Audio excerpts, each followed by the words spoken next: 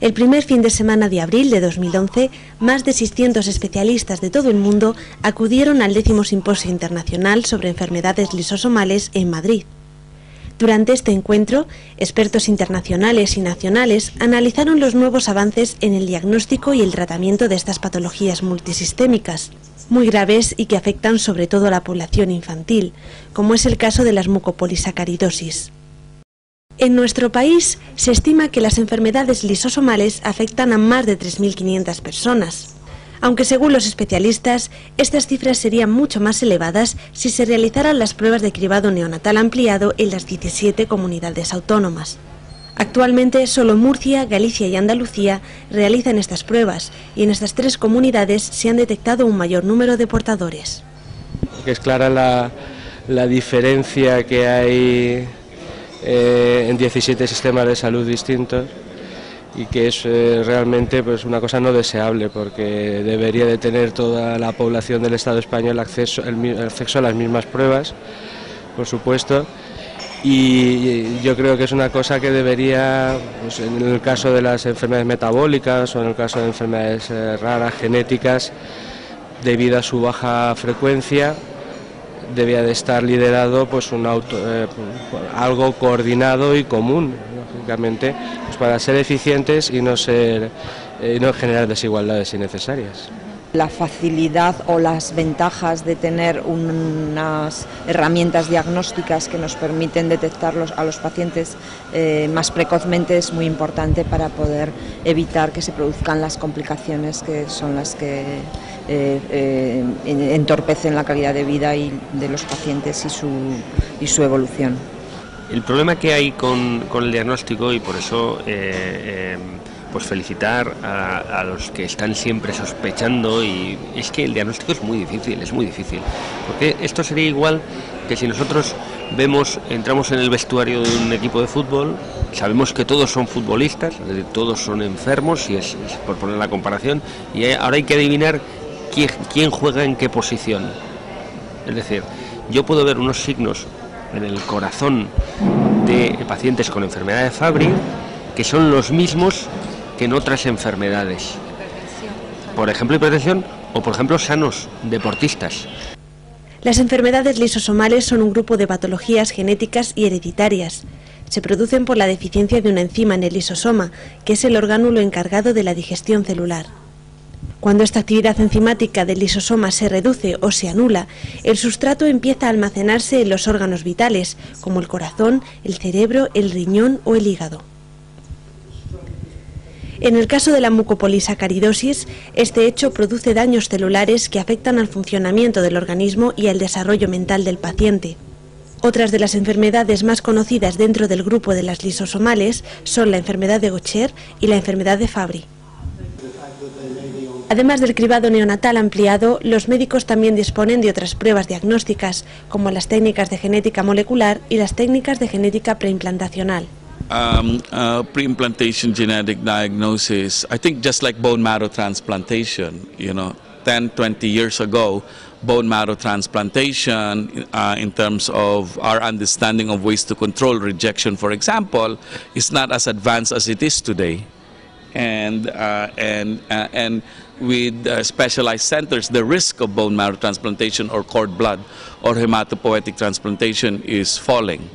And I anticipate that with pre-implantation genetic diagnosis, this is an option that families will want to know for if they are at risk for having a second affected child, for example, or if they know that they are carriers and then want to have affected children, but at the same time don't want to get pregnant naturally and then risk having an affected pregnancy and be confronted with termination, right? I think some families are in that situation, but I think there are other families who don't want to be in that situation. So I think with in vitro, obviously sometimes families have to go through more than one process, right? Because it doesn't work all of the time. It's harder to collect eggs from a woman than sperm in a man, and a woman has to go through hormonal treatments. But with pregnancy, as you know, women have always had the greater physical burden of having a child. But I think that right now, my estimate is that for 100 families that go through this procedure, up to 60, if not 70%, are probably quite successful. What's your opinion about pre-implantation genetic diagnosis?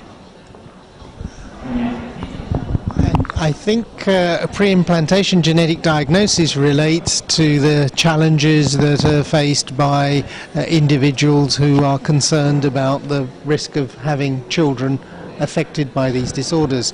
Those must be very difficult questions for the affected families, and I would always respect the right of individuals to make the correct decision for themselves, and people must be given an opportunity to think about the issues and to make the right decision for themselves. Nobody can tell them which is the right thing to do and which is the wrong thing to do. Respecto a los tratamientos para abordar las enfermedades lisosomales, los especialistas hicieron un llamamiento a las autoridades internacionales para que se destinen más presupuestos a la investigación de estas patologías lisosomales, de las que hasta ahora se han clasificado unas 50. And it emphasizes that, yes, it's good that there's more than one treatment, so that when there's a shortage of one treatment, you have the choice of developing new treatments, and that's been a help, and some patients have benefited from miglustat. It's also true that when you're using these drugs, you have to be conscious of the side effects, and in fact what we've been able to do is that patients couldn't obtain Cerezyme, so then some went on to miglustat. Many of those continue on miglustat, but some have had side effects from miglustat, and then we've been able to change them to another enzyme. We've been able to change them to VPRIV in some circumstances. So it's good that there is a choice for patients.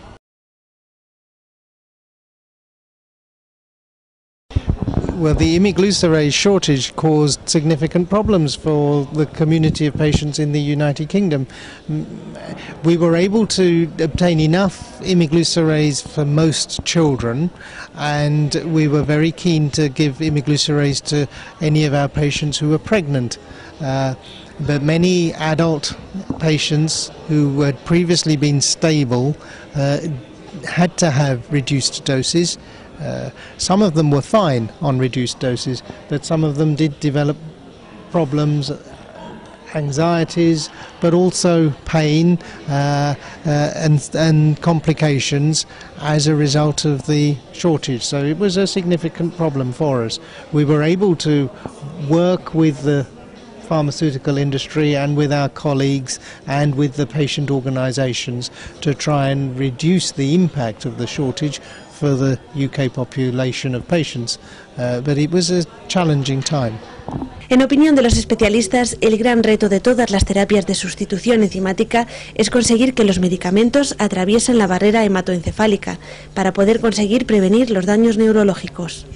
The big advantage of intrathecal therapy is that for the first time it offers us a practical way of treating complications due to the lysosomal storage disorder, complications in the brain. So that's a really big improvement. The main disadvantage is that giving intrathecal therapy is quite difficult. It's much more difficult even than giving intravenous therapy. The ideal would be a tablet. Next to a tablet is an injection. But to give an injection into the spinal cord, which is, well, into the fluid that circulates around the spinal cord, that's much more challenging.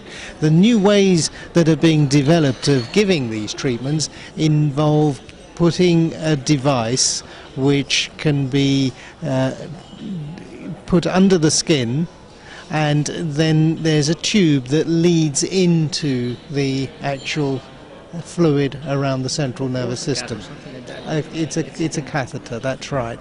So it has to be inserted, And in a child, of course, and even in an adult, it would need to be inserted under an anaesthetic, and one might require a surgeon and anaesthetist to place the catheter in an appropriate position. Once it's been inserted, then accessing the catheter and giving the treatment is entirely feasible. So this is a very important advance, and it will help children with the MPS disorders. My hope and expectation, which I think is shared by the families that have agreed to be part of the clinical trial, is that this therapy will work.